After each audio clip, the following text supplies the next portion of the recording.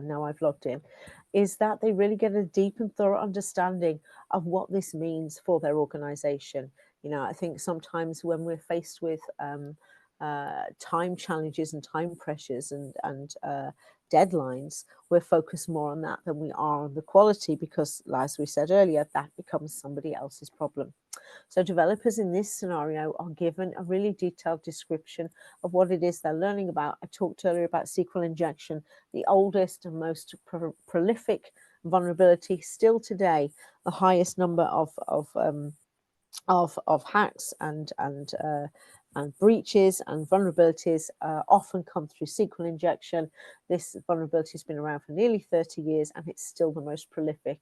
And why is that? That's because it is inherently coded in by developers, because when you learn to develop, you're learning to write a language, you're not learning how to write it securely, and security has to become intrinsic and embedded into an organization and into a developer's mindset.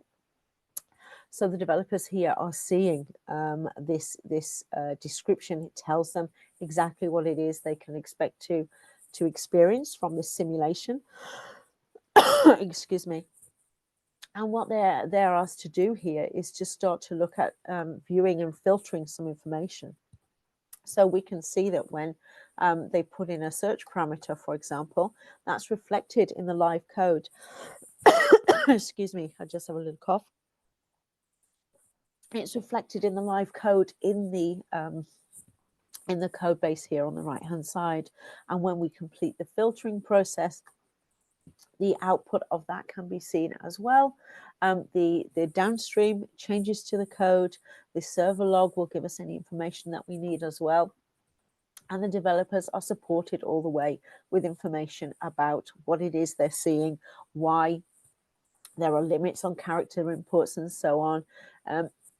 In this piece of code, and giving information that's pertinent to really help them understand in depth SQL injection.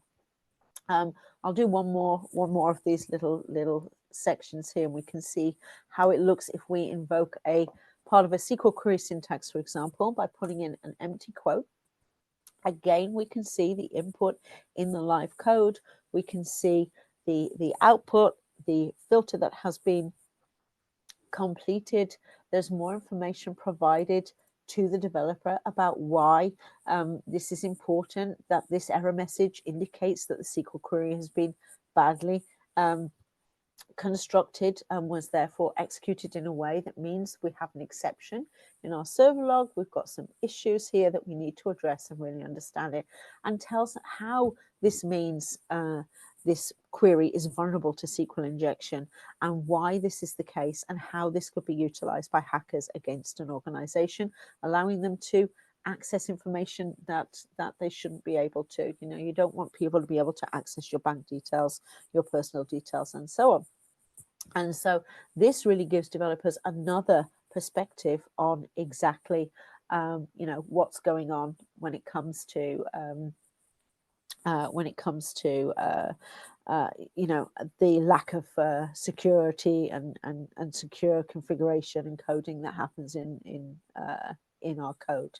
So lots of organizations face challenges when it comes to that type of development, secure coding practices, and developers may not receive even adequate security training. They may not prioritize this type of security in their development processes. Insecure code, as I said, can be introduced, and the risk of that obviously is huge when it comes to security breaches and vulnerabilities. So this is the way that we address that issue within our platform. Along with those challenges, as you can see, you start to build this type of learning. So, you start with maybe reading some guidelines, watching some videos, getting a real kind of deep understanding of this vulnerability, and then challenging yourself on how you actually execute that. So when we work with developers, we have around 200 hours of this kind of training. This starts with simple things like revealing hidden user menus, revealing hidden passwords, and then moves on to more complex scenarios such as SQL injection.